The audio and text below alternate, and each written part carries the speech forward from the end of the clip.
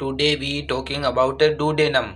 Anatomy का important topic है duodenum, is very very important. इसका क्वेश्चन आता है 10 नंबर का। ठीक है, डुडेनम के रिलेशन पूछते हैं। और सेकंड है पेनक्रियाज। ठीक है, डुडेनम और पेनक्रियाज को दोनों को साथ में पढ़ा जाता है। क्यों? क्योंकि देखो यह है डुडेनम, और डुडेनम है ना, इसके अंदर यहाँ पे धसा रहता है पेनक्रियाज जैसे, है ना, ये पेनक्रियाज। तो डुडेनम के अंदर ये होता है पेनक्रियाज का हेड, इसीलिए इसीलिए डुडेनम और पेनक्रियाज को साथ में पढ़ा जाता है। ठीक है, और देखो डुडेनम स्मॉल इंटेस्टाइन का फर्स्ट पार्ट होता है। ठीक है, डुडेनम, फिर जेजुनम और फिर इलियम। ठीक है, तो अपन बात करते हैं डुडेनम की। तो देखो आपको पता है कि ये इसोफेगस कंटिन्यू करता है स्टोमक में, और स्टोमक कंटिन्यू करता है स्मॉल इंटेस्टाइन का फर्स्ट पार्ट डुडेनम, फिर जेजुनम और फिर इलियम। ठीक है, तो डुडेनम है ना, इसको पढ़ने से पहले आपको ये भी पता होना चाहिए कि एब्डोमन के 9 रीजन कौन कौन से होते हैं। ठीक है, तो देखो ये एब्डोमन के 9 region: hypochondrium, lumbar, iliacus right side, और left hypochondrium, left lumbar, left iliacus, ये अम्ब्लाइकस, ऊपर एपिगेस्ट्रिक और नीचे हाइपोगेस्ट्रिक। ठीक है, ये भी तुमको पता होना चाहिए। ठीक है, और अब देखो डुडेनम है ना, इसके 4 पार्ट होते हैं: first part, second part, third part और फोर पार्ट। ठीक है, फर्स्ट और सेकेंड ये पार्ट होता है सुपीरियर डुडेनल फ्लेक्चर, और सेकेंड और थर्ड वाला होता है इंफीरियर डुडेनल फ्लेक्चर। ठीक है, और ये डुडेनोजेजुनल फ्लेक्चर हो गया। ठीक है, अब बात करते हैं, ये हो गया इसका डायग्राम, है ना, ये एग्जाम में आपको बना के आना है। अब बात करते हैं सबसे पहले इसके इंट्रोडक्शन की। तो देखना, डुडेनम शॉर्ट होता है, वाइड होता है, और मोस्ट फिक्स पार्ट होता है स्मॉल इंटेस्टाइन का।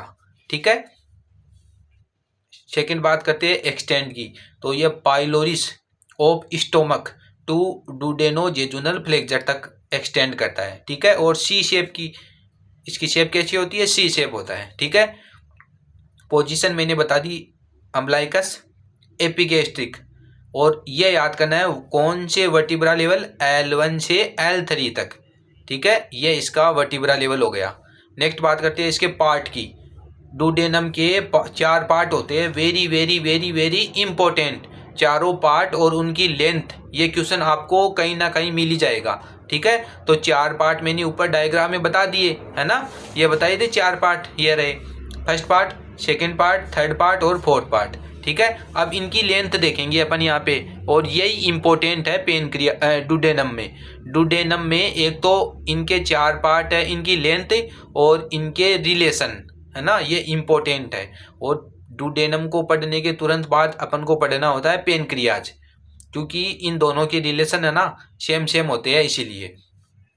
अब देखो 4 पार्ट होते हैं, और टोटल लेंथ होती है 25 सेंटीमीटर या 10 इंच। 1 इंच बराबर 2.5 सेंटीमीटर होता है। ठीक है, तो देखो 4 पार्ट हो गए। फर्स्ट पार्ट की लेंथ 5 सेंटीमीटर या 2 इंच, सेकेंड पार्ट की 7.5 सेंटीमीटर या 3 इंच, थर्ड पार्ट की 10 सेंटीमीटर या 4 इंच, और फोर्थ पार्ट की 2.5 सेंटीमीटर या 1 इंच। ठीक है, तो 2, 3, 4, 1 इंच याद कर लेना, और 1 इंच बराबर 2.5 सेंटीमीटर, और टोटल लेंथ होती है 25 सेंटीमीटर। ठीक है, तो ये हो गए पेनक्रियाज, है ना, सॉरी, डुडेनम है, इसके पार्ट और लेंथ। ठीक है, तो देखो फर्स्ट पार्ट ये स्टार्ट होता है pylorus and pass backward upward right to meet the second part at the superior duodenal flexure, ये मैंने आपको बता दिया। ठीक है, सेकेंड पार्ट कहाँ से स्टार्ट होता है?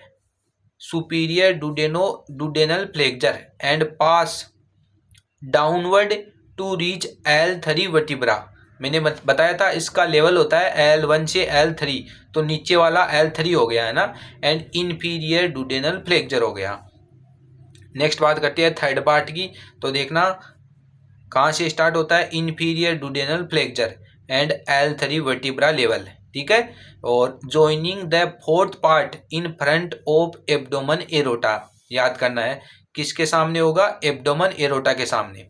ठीक है, अब नेक्स्ट बात करते हैं इसके फोर्थ पार्ट की। तो it runs upward and upper border of L2 vertebra where it turn forward and become continue with the jejunum at the duodenojejunal flexure. ठीक है, क्योंकि सबसे पहले डुडेनम और फिर जेजुनम, तो डुडेनम कंटिन्यू करेगा किसमें, जेजुनम में। ठीक है, एट द डुडेनोजेजुनल फ्लेक्चर। ठीक है, तो ये हो गए डुडेनम के 4 पार्ट होते हैं, उनका इंट्रोडक्शन। अब बात करते हैं इसकी ब्लड सप्लाई की। तो देखो आपको एक बात बताऊं मैं, स्टोमक की ब्लड सप्लाई होती है, coeliac trunk is very very important. Coeliac trunk और उसकी ब्रांच बहुत ज़्यादा इंपॉर्टेंट है और उसका क्वेश्चन आता ही आता है। ठीक है, तो देखो सीलियक ट्रंक है ना, सीलियक ट्रंक, इससे ब्रांच निकलती है कॉमन हिपेटिक आर्टरी, और इससे निकलती है 2 ब्रांच, एक तो ये वाली सुपीरियर पेनक्रियोटिको-डुडेनल आर्टरी और राइट गैस्ट्रिक आर्टरी। ठीक है, तो 2 तो ये हो गई सुपीरियर पेनक्रियोटिको-डुडेनल आर्टरी। तो देखो पेनक्रियाज भी आ रहा है और डुडेनम भी आ रहा है ना, इसीलिए अपन को डुडेनम और पेनक्रियाज को साथ में पढ़ना होता है। ठीक है, दोनों की ब्लड सप्लाई सेम होती है और रिलेशन भी लगभग सेम होते हैं। ठीक है, और अब देखा तो 2 तो ये हो गई सुपीरियर पेनक्रियोटिको डुडेनल आर्टरी और राइट गैस्ट्रिक आर्टरी, और सेकंड देखना सुपीरियर मिजेंटिक आर्टरी, इससे ब्रांच निकलती है इंफीरियर पेनक्रियोटिको डुडेनल आर्टरी, है ना। देखो इसमें भी पेनक्रियाज आ रहा है, तो इसकी ब्लड सप्लाई है ना सेम हो गई, पेनक्रियाज की भी ब्लड सप्लाई सेम होती है, और जो अपन पढ़ रही है डुडेनम, इसकी भी ब्लड सप्लाई सेम होती है। ठीक है, तो अब देखना सुपीरियर पेनक्रियोटिको डुडेनल आर्टरी, इंफीरियर पेनक्रियोटिको डुडेनल आर्टरी और राइट गैस्ट्रिक आर्टरी, ये 3 ब्लड सप्लाई करेगी किसको, डुडेनम को। ठीक है, और डुडेनम बाद में कंटिन्यू करोगा किसमें, जेजुनम, और जेजुनम फिर इलियम में। ठीक है, तो ये हो गया जनरल इंट्रोडक्शन डुडेनम का।